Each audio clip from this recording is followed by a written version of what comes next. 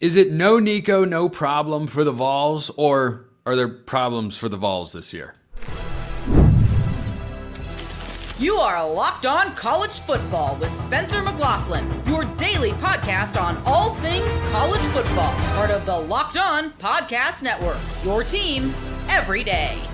Welcome, everybody, to another episode of Locked On College Football. I'm your host, Spencer McLaughlin, and thank you so much for making this your first listen or your first view every day. It's part of the Locked On Podcast Network, your team every day, your daily source to stay up to date with the biggest stories in this, the greatest sport on planet Earth. Some news broke last week that's great for college football. Thoughts on Notre Dame and Clemson coming later. The best jobs in college football, what be those? That's all on today's show, which is brought to you by Monarch Money. Take control of your finances with Monarch Money. Use code Locked On College at monarchmoney.com for 50% off your first year. Eric Kane, Locked On Vols, is here to discuss what I first mentioned to talk about on today's show. How good is Tennessee, Eric? This is a playoff team, and you know, I hear this conversation like Colin Cowherd for years has pointed out correctly that, hey, there's going to be at least one playoff team in each conference that doesn't make it the following year. Well, if you were to apply that sort of thinking to college football, boy, Tennessee's a pretty easy target to pick, right? Yeah, I mean, certainly, first and foremost, I apologize for my voice. It sounds like crap, but grinding. Sounds great. Just getting through it, baby. From a national perspective, for a guy like you that is a national show, or for Colin Cowherd or whatever, like 1,000%. I mean, it's easy to see that. Number one, you lose Nico Iamaleava on the last day of spring practice. He's your quarterback. Was he the reason your team went to the playoffs last year? No, but he was your starting quarterback for all 13 games, and you can't just ignore that, right? You're losing Dylan Sampson, who had a phenomenal year as a tailback. James Pierce, a first-round pick. You got injuries to Jamal McCoy at cornerback, who was an All-American. I mean, there are so many questions right now for the Tennessee football team, aside from the Nico Iamaleava situation. So I think all the questions, I think the doubts, I think it's all fair. Now, what's different is, I mean, obviously I'm on the ground floor and I cover this team. I know it like the back of my hand. I know that Tennessee's defensive line is good. I know Tennessee's linebackers are going to be good. I love Tennessee's secondary. I think Tennessee's defense is going to be just as good as it was last year, being a top 10 unit. Tennessee's wide receivers, you lost everybody. Well, Tennessee's wide receivers were not good last year. So I think there's only one way to go, and that's up. I love Tennessee's collection of running backs. I think Tennessee's offensive line, albeit losing 4 starters, has a chance to be maybe a little bit better, pass protection. So I love this roster. I still like this roster, but from the national lens, easy to count Tennessee out right now, especially when you lose your quarterback in a less than ideal situation on the last day of spring practice. Yeah, and our friends at FanDuel knocked Tennessee's win total down from 9.5 to 8.5, bumped UCLA up from 4.5 to 5.5. So the odds makers clearly think Nico is worth about 1 win per year, which would have, if they're right on that front, that would have knocked Tennessee out of the playoff a year ago. 9-3 SEC, we know, did not get in. I don't think it should have, but despite the lobbying from South Carolina, mostly Lane Kiffin at Ole Miss and Alabama and whatnot, and then Brett ESPN for Alabama, yes. Yeah, that's a good point. And then, Brett Bielema throwing Illinois' name into the fold last year, which was one of my favorite Twitter takedowns of the college football season, when Brett Bielema just chirped back at Lane Kiffin saying, hey, how about we let the committee do their job, because here's my resume, and it's really comparable to yours, and I'm not sitting here whining about it. So, anyway, bringing it back. He is what's great about college football, right? I mean, that's why we love this sport, the drama. Him and Shane Beamer going at it in the bowl game. I mean, it's because it's subjective. Because the playoff being subjective is maddening. On the one hand, I get it. It's also unique and great and wonderful. But you bring in Joey Aguilar, and it's not like he's playing college football for the first time. And I mean, you know better than me if he's locked into being the Vols starter. Of course, that was a late arrival because it was a quarterback swap with UCLA. I don't know if that was maximum value. I think the Vols should have gotten a couple of later round draft picks as well. But I just look at what Tennessee has. And yeah, last year Nico was kind of a game manager. Can Joey Aguilar or whoever winds up starting for Josh Heupel this year game manage his way to get Tennessee back into the playoff, maybe at the expense of an Alabama or LSU out of the SEC? Yeah, I mean, that's kind of what one of the first shows I did once Tennessee decided on, they're going to get Joey Aguilar. And again, spring transfer portal window, there was not that many options. Whoever the quarterback was at UCLA when Nico decided to go there knew they were going to jump in the portal. Joey Aguilar was not the only one that jumped in the portal, so it just made too much sense. But you look at what Tennessee did this past football season, and again, I'm not trying to take away from Nico. I think Nico's got unbelievable talent. I think that there's another level that's going to be unlocked there, and if he reaches that, he's going to be a really good quarterback. But in 2024, aside from a couple big-time throws, he was kind of a game manager. And when you have a young starting quarterback for the first time and a great run game and a great defense, why not be a game manager? You're winning football games, and that's what Tennessee did en route to a college football playoff appearance. So for Joey Aguilar, he's just got to protect the football. He turned the football over a ton this past year, had a record-setting year in 2023 with App State, school records and all that. He's a gunslinger. I love that mentality because at the basis of this Josh Heupel offense, they run the football so well, but they let it rip, right? I mean, they try to do those chunk plays and everything. That's why Tennessee was so successful in that regard in 2021 and 2022. But what Tennessee's quarterbacks have done under Josh Heupel is they protect the football. Hendon Hooker hardly ever threw picks. Joe Milton didn't throw picks. Nico had 5 picks last season ago. If Joey Aguilar can protect the football, if he is the starting quarterback, and I believe, I'm picking him to be the starting quarterback. I think experience talks. I know he's not got experience at the SEC level, but he's played a ton of college football where Jake Merklinger hasn't. George McIntyre hadn't even suited up for a college football game yet. There will be a competition. I don't think it's a slam dunk, but I'm not picking Joey Aguilar. But if Joey Aguilar protects the football, takes some shots, and just plays within the system, I think Tennessee's going to be a pretty good football team. A lot of big ifs. I get it. Joey Aguilar isn't even on campus. I think the hope is sometime this week he will be on campus. He's taking classes at UCLA, still taking classes at App State, trying to get on campus. He's still got an App State class in there? Yeah, he's still taking online classes at App State. So oh my gosh. I don't necessarily know how all that's going to work, if he's going to drop the UCLA workload. I don't know. I think he's graduating as we speak for App State, but regardless, I guess school's still a part of it, but he needs to get on campus. He needs to learn the offense. He needs to win over his teammates. But if he does all those things, then he protects the football. I think Tennessee, has a chance to be pretty good. I'm not going to call a college football playoff appearance right now, but this roster is good enough. Again, going back to what I said earlier. Yeah, the turnover thing, I fully agree with you there. Aguilar, double-digit turnovers, I believe, in each of his last 2 seasons with Appalachian State. A lot of production, but when you're a gunslinger, if you go into the SEC, that can be a little different. When you're in the Sun Belt and you're playing the likes of Troy and South Alabama, it's slightly different than when you have to play Georgia, even though it's a home game, or you have to go to Tuscaloosa and play Alabama. Real quick, Kane, to wrap this one up. The Vols schedule, I wouldn't call it a gauntlet necessarily compared to what some SEC schedules can be, like Florida the last couple of years and probably again this season. I wouldn't call it a Texas of last year's schedule either. It certainly presents a couple of challenges, and I think that if Tennessee comes out and they roll Syracuse the way they rolled NC State last year, I don't know that instills a bunch of confidence as much as it is kind of an avoid disaster spot for the Vols in game 1. But if you're going to see Tennessee go past my expectations, that of everybody else, and make the playoff next year, I think between Georgia and Alabama, one of those games has to be a victory. It proved to be the difference last year, beating Alabama at Neyland Stadium. This year it's Georgia. I think between that or going to Tuscaloosa and winning has to happen, or the Vols won't make the playoff. I like Tennessee against Georgia at home early in the year. Whoa! With Nico, meaning. Oh, okay. Meaning, I'm not going to sit here and say Nico was all the difference, but you get Georgia. I think that's game 3. It's in September. Yep. It's super early. You bring a veteran-led team back, veteran quarterback, all that, but then Nico's not there anymore, so that kind of changes some things. That's a very big question mark, but still, I like the fact that it's at home. Syracuse, Tennessee. I think Tennessee's line in that game went down from, I want to say 13.5 to 11.5. Still double-digit favorites. So, that goes to show you. Syracuse obviously going to be breaking in a new quarterback. Stephen Angeli, a quarterback Tennessee evaluated, but ultimately decided to pass on. But I think I like Tennessee in that neutral site game. Georgia's going to be a massive game. I think when it comes down to it, in terms of the college football playoff. It's Tennessee's got to win on the road, okay?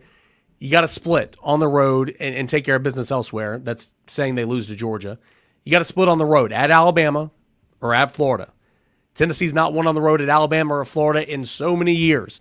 Florida, the Swamp, has been a house of horrors for the Volunteers. Anything that can go wrong has gone wrong for Tennessee down in the Swamp. Doesn't matter how good Tennessee is, how bad Florida is, how good Florida is, how bad Tennessee is. Tennessee has just not played well in the Swamp dating back to 2003, which is the last victory down there. And that game is in November. It's the second to last game of the regular season ahead of Vanderbilt. So that game for me is for all the marbles, in my opinion. Now, you can afford to maybe drop that game if you go on the road and win in Tuscaloosa third Saturday in October. I think that's a big-time opportunity as well. Obviously, Alabama's got some question marks. Who's going to be their quarterback? You know, what's going on there. But when you look at the schedule, pre-Nico and post-Nico, it still comes down to those two games, in my opinion. It is on the road at Alabama, on the road at Florida. Can you split those? And, of course, you need to handle business elsewhere. You need to beat Syracuse. You need to beat Oklahoma at home. You need to go on the road to Mississippi State, handle business there. And, again, there's just so many questions right now for this Tennessee team. But I promise you, it's hard to do this. I get this. If you look past the quarterback situation, which you can't do, there's so many questions there. But if you look at running back, O-line, D-line, secondary, this is a really good football team. This roster is a really good football roster. So management, protect the football. Let's see what happens. I mean, the expectations, even without Nico Iamaleava, the expectations are still sky high. I mean, you made the playoff last year. Fans want to make the playoffs again this year. So, you know, all that good karma and all those good vibes, you know, saying we stand with you, Josh Heupel. We don't want Nico Iamaleava, send him packing, all that type of stuff. You hope you keep that energy in October when you lose a game you're supposed to win. But again, that's the passionate fan base. That's what makes college football what it is. Yeah, it is. You know, when you say if you can look past the quarterback, it's like saying, you know, I ordered a steak dinner, and if you look past the steak, the potatoes were excellent, the vegetables were sublime, the béarnaise was wonderful, and the wine pairing was really, really good. But you still kind of hungry, right? Yeah, if you go to the steakhouse, you got to cook the steak right. Eric, I know that sounded so stupid when I said it, but I just want to keep rolling with it because again, you can't look past the quarterback. Nope, and again, I think it's going to be Joey Aguilar. But my point is, obviously, I love this roster. I love this team in terms of the talent. Tennessee's got more questions now than it did maybe since Josh Heupel's first offseason, just because you didn't know what the team was going to look like. You didn't know what the offense was going to look like. But just from a roster makeup, lunch pail, hard hat type guys, this roster's in a good spot. Eric Kane, Locked On Vols, great as always. A great development in college football came about last week. Notre Dame and Clemson are going to keep on playing. I love it, and you should too. First, this episode brought to you by Supply House. Get the supplies you need from the site made for the skilled trades, Supply House. Whether you're in plumbing, HVAC, or electrical work, Supply House is the reliable way to order products online. Their easy-to-use website is packed with helpful resources and the latest product info to help you get the job done right. Plus, with a complete inventory of over 200,000 parts from over 400 top brands, you'll find exactly what you need, delivered fast from coast to coast. Need help with an order? Supply House offers expert support and industry-leading service, so you'll always talk to a real person. And for trade pros looking for an extra edge, their free TradeMaster program offers exclusive perks like a dedicated phone line, free shipping, and discounts on every order. Thousands of skilled professionals are already taking advantage. Now, it's your turn. Join the TradeMaster program today at supplyhouse.com/TM and start ordering plumbing, HVAC, and electrical supplies with just a few clicks. Plus, use promo code SH5 for 5% off your first order. That's supplyhouse.com.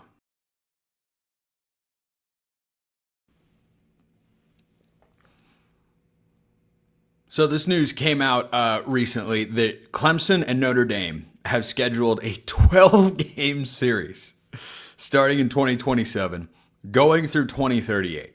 Now, I am not going to spin this into a realignment take. I did ponder it. I thought about it. I really did. I wasn't able to make an angle of it for two reasons. Number one, these sorts of scheduling arrangements can always be cut off or cut short. And, well, we had more home games or you had more home games. And there can be a payment arranged if a team ever wants to go back on a deal like this. And reason number two is Notre Dame just continues to just be Notre Dame. They're just the Irish. There's nothing to them. They're just, we're good. We're good. We're fine. No, don't need it. So we'll see when the early 2030s roll around if their minds change. But this is great for college football. Absolutely great for a couple of reasons. First of all, I'm always here for high-profile non-conference matchups that I know we're getting every season. It does speak to the ridiculousness at some level of college football scheduling, which I have railed against for a long time. I have been against the way college football does scheduling, kind of like this. Now, it doesn't start for a couple of years. The spirit of it, though, is what I want to sing the praises of. So both of these schools don't struggle to find quality non-conference opponents. Clemson opens this year with LSU. They close the way they always do in rivalry week with South Carolina. So their ability to go out and fight, they played Georgia to start last season. They have played a lot of high-profile non-conference matchups, and I think this is great. I think it's awesome because these are the sorts of games in the first few weeks of the season that fans want to see. These are the sorts of games that television networks really want to see. And so when you're able to set a matchup like Notre Dame playing Miami as they do in week 1 of this year, it's one of the biggest non-conference games in the entire country going into next season. I mean, I might start talking about that game again in June in depth. The stakes are simply massive. And you are going to look at these programs, and when they square off in a 12-year window, maybe they play all 12, maybe they don't, there's going to be a top 10 matchup, I feel like, more often than not. Now, it's hard. It's definitely hard to project that far into the future where everybody's going to be. But these two programs for the last 10 years have been two of the winningest in all of college football. So for them to get together and say, hey, let's put each other on the schedule every year. Yeah, sure, there are a bunch of other tough games. Yeah, Notre Dame plays USC every single year. And Notre Dame will keep playing teams like Florida State regularly out of the ACC. And they always play 5 ACC games. And this, I don't believe, is counting towards that threshold of 5 games that they play every year as a part of their scheduling affiliation with the ACC, where they're a member full-time in other sports, but they're an independent in football, which is something we could do in the sport, like Chip Kelly suggested, but that's a long ways out. So it doesn't count towards that. But the idea that these two schools, without anyone telling them, got together and said, let's just do a long-term home and home and give each other a quality non-conference game every year. I want more of that. And the reason you don't have as much of this as you could in college football is because schools set their own schedules. Now, I do think it's an advantage, though I was against and remain against college football playoff expansion. I do think this is one of the positive externalities that come from that decision, because if you have more wiggle room, schools, I think, are going to be, when they make their non-conference schedules, more willing to go out and schedule big-time games, matchups that we want to see, matchups that they have a greater likelihood of losing, but could benefit from tremendously if they're able to win. You think about a game this year, for example, Syracuse plays Tennessee in week 1, and the Vols are about a 12.5-point favorite, according to our friends at FanDuel, and understandably so. So why would Syracuse play that game? Number one, it's a high-profile matchup, and number two, if they win, they benefit from it being a high-profile matchup. You don't just have the benefits of being on television playing against Tennessee, showcasing your stuff, and all of that good jazz. Certainly you do get all that if you're Syracuse, but if you win a game like that, well, suddenly people will look at your program very differently. In the older college football playoff landscape, you didn't have these sorts. I never got the sense this willingness was quite as strong. I think of instances like Michigan, for example, just one of many. I'm not picking on Michigan here. There are others I go to. Michigan canceled a home and home with UCLA when Chip Kelly was there, and they were a good team. Why? Because Michigan knew they didn't have a huge margin for error. And so they went out and scheduled like Bowling Green or Middle Tennessee, Tech State, like whoever, because it was all about the record. And it still is to an extent. We know the College Football Playoff Committee likes those records a whole heck of a lot. They want them to be clean. They want them to have no losses, or, it depends. Like there's all sorts of subjectivity in there. But as Eric and I mentioned earlier on the show, that's part of what makes college football great. I think that when you expand the playoff, it's at 12 teams. By the time this series starts playing, I imagine it will be at least 14. At least you'll have exciting atmospheres. At least this is not being played at a neutral site, and at least these teams are actually playing. And the stability this provides for both of these football programs in the long run, I don't think I think it can go overlooked. It shouldn't go overlooked when talking about matchups like this, because now you don't have to go out and wonder, is our schedule going to be strong enough? Notre Dame doesn't really have to wonder that each year, but Clemson in particular, when they're going to have South Carolina, that's a good program, on their schedule every year, and they're going to have Notre Dame, well, now you can schedule multiple FCS or group. Well, you can only schedule one FCS and have it count towards your bowl eligibility record, but you can schedule 2 games that you are going to win. You go schedule East Carolina for all anybody cares, and get some random FCS back in, bring in the Citadel early in the year. Now, I still want the ACC and SEC to get rid of the late season cupcakes, because it's ridiculous that they can play. Clemson regularly plays the Citadel, for instance, late in the year, while everybody else is playing conference games. I think that's ridiculous, and it needs to go away. However, when you have a matchup like this on the schedule, I don't care what the rest of your non-conference slate looks like. My ideal scheduling world, if I were given the power to dictate this in college football, every single Power 4 school would have one FCS game on the schedule, one Group of 5 game on the schedule, and one Power 4. Those would be your 3 non-conference games. Everybody would play 9 league games. Well, this puts Clemson really close to that, if not going above and beyond. And Notre Dame typically goes somewhat above and beyond. Their schedule is usually good enough. It was this past year to make the playoff without a conference championship, of course. I don't think this moves Notre Dame anywhere closer to moving themselves into a conference. But for Clemson every year, starting in 2027, to know they're going to have Notre Dame and South Carolina, that's fantastic. I think that's fantastic. I want more of this in college football.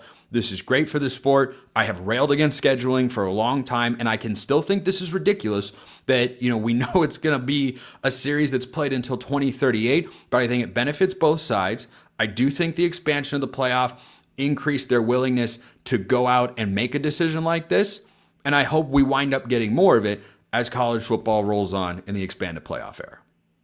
I really do. I love it. I love these sorts of games. I would rather watch Miami go, and host Notre Dame than Miami play Miami of Miami of Ohio.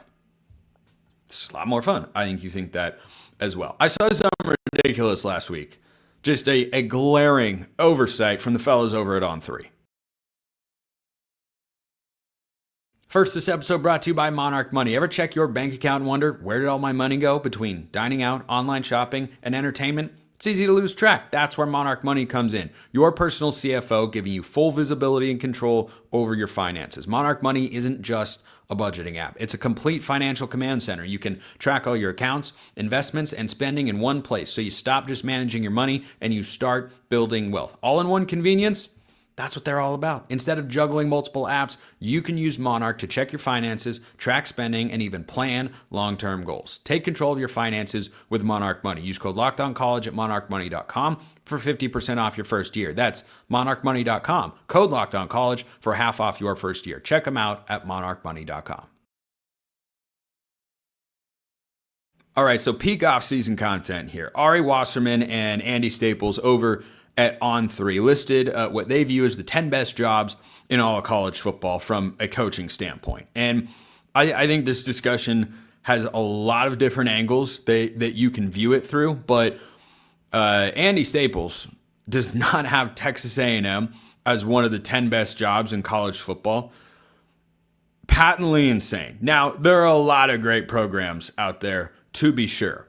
But when you talk about the quality of a job, he's got Penn State in there at number 10 and Texas A&M not on his list. Wasserman, on the other hand, had Texas A&M at number 5. And Texas A&M can be a polarizing program because of how much money they have spent over the last decade plus on their football program and what little they have to show for it in relation. They haven't made an SEC championship game. They have not made the college football playoff. They've had some good years, but they have not performed the way that I think the money that they have and the investment they've made would indicate they should.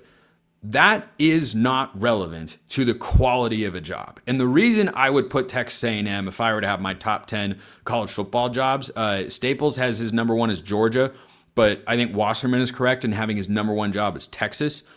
You have to look at what you're able to accomplish there in terms of what your support is. How much support, how much buy-in do you have? You ever watched a game at Kyle Field on television?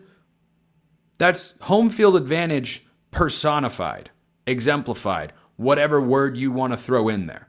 So you have support from your fans, you have plenty of money, and then where are you located? The reason I'd say Texas A&M is a better job than Penn State, how much talent does Texas A&M have within driving distance of its campus? There's not a shortage of good players coming out of Penn State, for instance, but the best jobs in college football are ones that have a solid brand, which matters a lot now in this new era of high school recruiting and the transfer portal in particular, because guys are moving around so much. Players want to have a reason to go to a particular school. But you've got to measure your financial support. You've got to measure what your brand is. You've got to measure what the expectations are compared to what's really possible there, how much support you get from the community. NIL is, of course, a big calculation. But something else I look at is where are you? Where are you located? What's the potential? So an interesting note, neither one of these guys in their top 10 had Florida. I think that's crazy. Florida should be, in my view, a top 5 to 7 job in all of college football, because the amount of talent that is in your backyard, we're seeing this with USC on the recruiting trail, right? What's the foundation of them turning it around and having the number one class in the country and trending towards that for the 2026 cycle? They're recruiting kids right in their backyard and keeping them home and not allowing other schools to come in and poach them from out of the state. Not every school has that ability.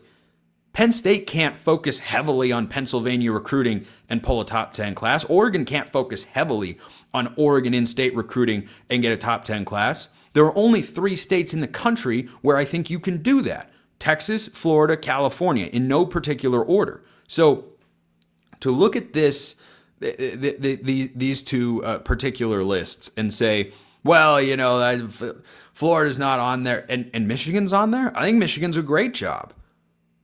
But how much talent is in the state of Michigan that you can drive to from campus that should be an easier sell for kids to come to your program compared to the amount of talent you have within driving distance if you're at Texas A&M in College Station or down in Gainesville at Florida? I'm not talking quality of the programs here, quality of the job, quality of if the job is being done correctly, what does it look like? By the way, USC, notably not on either of these lists. And I think that's an oversight. I would knock Michigan out. I would, which is on both of their lists. I would knock Clemson out. I would knock Oklahoma out. I would knock Penn State out, which are in various spots. You can go look and see where these guys have them. But for Florida to not be on this list, I think is ridiculous. For Staples to leave off Texas A&M, I think is ridiculous. And maybe I'm overestimating what the administration at Florida is capable of doing, but the quality of that job should be one of the top 10 in college football. And I think, lists like these often focus too much on what the performance actually is and whether or not that is, where it should be versus the quality of the job. If you put the right guy in charge, Florida's a national championship program. If you put the right guy in charge at Penn State, and I think James Franklin is, he hasn't been able to break through. I don't know that somebody could go to Penn State and immediately be better, but schools that are in Florida and Texas and California have just got access to so much more talent that's right next to them, and that has to factor in. And a lot of those places have great fan support. They have great financial support. They have strong brands, good administrations, all that good stuff. But I found those two oversights to be incredibly glaring. So on a Monday, I thought I would share. Appreciate everyone listening. I will see you next time. And until then, hope you have a wonderful rest of your day.